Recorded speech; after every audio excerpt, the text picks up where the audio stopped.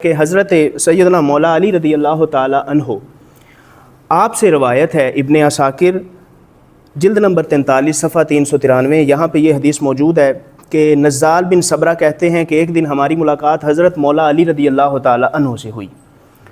اور مولا علی کا موڈ اس دن بڑا بہتر تھا، طیب نفس، بڑے اچھے موڈ میں تھے حضرت مولا علی رضی اللہ تعالیٰ عنہ۔ تو ہم نے آپ سے گزارش کی کہ اے مولا علی رضی اللہ تعالیٰ عنہ کا حدثنا عن عمار بن یاسر، ہمیں حضرت عمار بن یاسر رضی اللہ تعالیٰ عنہ کے متعلق کوئی بات سنائیں، ہمیں ان کی شان بتائیں، ان کا تعارف بتائیں، کون ہے عمار بن یاسر، اے مولا علی آپ بتائیں۔ تو حضرت مولا علی رضی اللہ تعالیٰ عنہ آپ ارشاد فرمانے لگے، فرمایا ذاک امرؤ سمعت رسول اللہ صلی اللہ علیہ وسلم، کہا عمار وہ شخصیت ہیں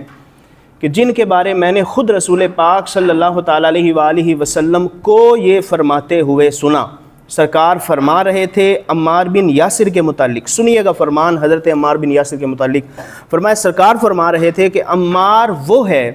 کہ خلط اللہ الایمان ما بین قرنہ الی قدمہ، کہ عمار وہ ہے جس کے سر سے لے کر پاؤں تک اللہ تبارک و تعالیٰ نے اس کے جسم میں ایمان کو داخل کر دیا، یعنی سر سے لے کر قدموں تک ایمان عمار بن یاسر کے جسم میں سرایت کر گیا ہے، حل ہو گیا ہے، مکس ہو گیا ہے، گھل گیا ہے۔ وَخُلِطَ الْإِيمَانُ بِلَحْمِهِ وَدَمِهِ، اور حضور نے فرمایا کہ عمار بن یاسر اتنا پکا مومن ہے میرا یار، سرکار نے فرمایا اس کے گوشت اور خون میں بھی ایمان سرایت کر گیا ہے، گوشت میں بھی ایمان سرایت کر گیا، خون میں بھی ایمان سرایت کر گیا ہے۔ اور فرمایا یزول مع الحق حیث زالا، فرمایا عمار وہ ہے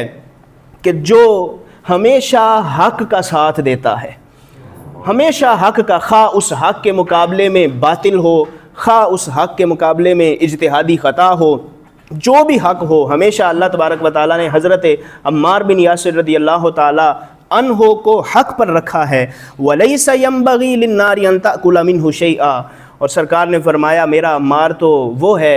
کہ جس کے حوالے سے آگ کے لیے جائز ہی نہیں ہے، اللہ کی طرف سے آگ کو، جہنم کی آگ کو اجازت ہی نہیں ہے کہ وہ عمار کے جسم کے کسی حصے کو چھو بھی سکے، ٹچ بھی کر سکے، عمار کے حصے، جسم کے کسی حصے کو کھا سکے۔ لیس ینبغی للنار، کہا آگ کو اجازت ہی نہیں ہے اس چیز کی۔ تو یہ مولا علی رضی اللہ تعالی عنہ آپ فرماتے ہیں میں نے حضور کو یہ فرماتے ہوئے سنا تھا کہ اتنا اچھا میرا صحابی ہے حضرت عمار بن یاسر رضی اللہ تعالی عنہ، کہ جن کے حوالے سے سرکار نے فرمایا کہ ان کے جسم میں، خون میں، گوشت میں، قدم میں، سر میں، ہر جسم کے عضو میں ایمان سرایت کر چکا ہے۔ اور پھر سیدنا عمار بن یاسر رضی اللہ تعالی عنہ آپ نے جو زندگی بسر کی، ایک تو ہوتا ہے صحابی ہونا، صحابی ہونا ویسے ہی عظمت والی بات ہے، حضور کا جو بھی صحابی ہے وہ جنتی ہے، اور اللہ تبارک و تعالیٰ نے ہر صحابی سے جنت کا وعدہ فرمایا ہے، وَكُلًّا وَعَدَ اللَّهُ الْحُسْنَى۔ مگر صحابہ اکرام ایسے تھے کہ قرآن میں بھی اللہ تعالیٰ نے انہیں جنتی قرار دیا، رسول اللہ صلی اللہ علیہ وسلم نے بھی کئی صحابہ کا نام لے کر انہیں جنتی قرار دیا، مگر ان صحابہ کا ذوق عبادت کم نہیں ہوا کہ حضور نے اب ہمیں جنتی کہہ دیا ہے، ہمیں اب عبادت کرنے کی زیادہ ضرورت نہیں ہے، ہم تو جنتی ہیں پہلے سے ہی۔ ایسی بات نہیں ہے،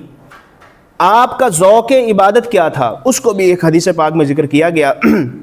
معجم اوسط کی حدیث نمبر 7245، کہ حضرت سیدنا محمد بن عمار بن یاسر، حضرت عمار بن یاسر کے بیٹے تھے، محمد ان کا نام تھا۔ تو آپ کہتے ہیں کہ رأیت ابی عمار بن یاسر، میں نے ایک بار اپنے ابا جی حضرت عمار بن یاسر رضی اللہ تعالی عنہ کو دیکھا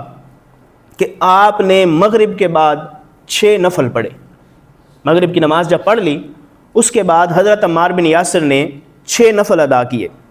تو میں نے کہا کہ ابا جی ما هذه الصلاۃ، یہ کیسی نماز ہے کہ مسلمانوں پہ تو ویسے 5 نمازیں فرض ہیں، فجر، ظہر، عصر، مغرب، عشاء، تو آپ مغرب کے بعد الگ سے 6 نوافل پڑھ رہے ہیں، ان کی کیا شان ہے، یا یہ کون سی نماز ہے؟ تو حضرت عمار بن یاسر رضی اللہ تعالیٰ عنہ آپ فرمانے لگے کہ رأیت حبیبی رسول اللہ صلی اللہ علیہ وسلم صلی بعد المغرب 6 رکعات، کہا میں نے اپنے حبیب صلی اللہ تعالیٰ علیہ وآلہ وسلم، اپنے محبوب، اپنے پیارے آقا صلی اللہ علیہ وسلم، انہیں دیکھا تھا کہ انہوں نے مغرب کی نماز کے بعد 6 نفل پڑھے تھے۔ رأیت حبیبی، یعنی یہاں پہ حضرت عمار بن یاسر کیا کہہ رہے ہیں کہ میں نے اپنے حبیب، اپنے محبوب، یہ جو انداز ہے کہ سرکار علیہ الصلوۃ والسلام کا جب نام لیا جائے تو پیار سے لیا جائے، ہمارے آقا، ہمارے مولا، ہمارے پیارے، ہمارے محبوب، اللہ کے حبیب صلی اللہ علیہ وسلم، یہ انداز صحابہ کرام سے چلتا آ رہا ہے۔ بعض صحابہ کہا کرتے تھے کہ قال قرۃ عینی، کہ میری آنکھوں کی ٹھنڈک میرے آقا صلی اللہ علیہ وسلم نے فرمایا، جیسا کہ میں نے پچھلی بار عرض کیا تھا، مولا علی فرماتے ہیں۔ اور یہاں پر حضرت عمار بن یاسر کہتے ہیں کہ میں نے اپنے محبوب صلی اللہ علیہ وسلم کو دیکھا تھا کہ آپ نے مغرب کی نماز کے بعد 6 رکعتیں نفل پڑھے، وقالا، اور ساتھ ہی سرکار دو عالم صلی اللہ علیہ وسلم نے جب 6 نفل پڑھ لیے مغرب کے بعد تو سرکار فرمانے لگے من صلی بعد المغرب 6 رکعات، کہ یہ نہ سمجھنا کہ یہ میری خصوصیت ہے کہ صرف اللہ نے مجھے ہی حکم دیا ہے یا میں ہی پڑھ سکتا ہوں مغرب کے بعد، نہیں، سرکار نے فرمایا میں بھی مغرب کے بعد 6 رکعت نفل ادا کرتا ہوں، اور قیامت تک کے لیے میری امت کا جو بھی شخص مغرب کی نماز کے بعد 6 رکعت نفل ادا کرتا رہے گا، 2 نفل، جیسے عام نفل پڑھے جاتے ہیں، 2 کر کے جو 6 نفل پڑھے گا، سرکار فرماتے ہیں غفرت لہ ذنوبہ وان کانت مثل زبد البحر، فرمایا اس کے سارے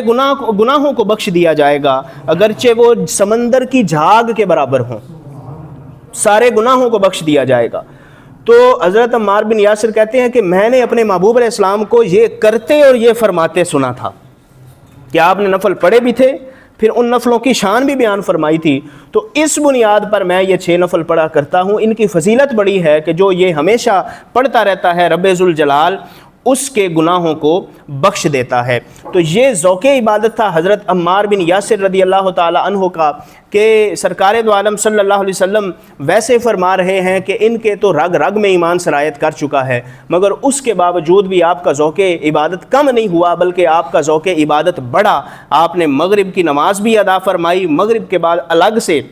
وہ 6 نوافل بھی ادا کیے کہ جن کو ادا کرنے کی ترغیب ہمارے آقا صلی اللہ تعالی علیہ وآلہ وسلم نے ارشاد فرمائی تھی۔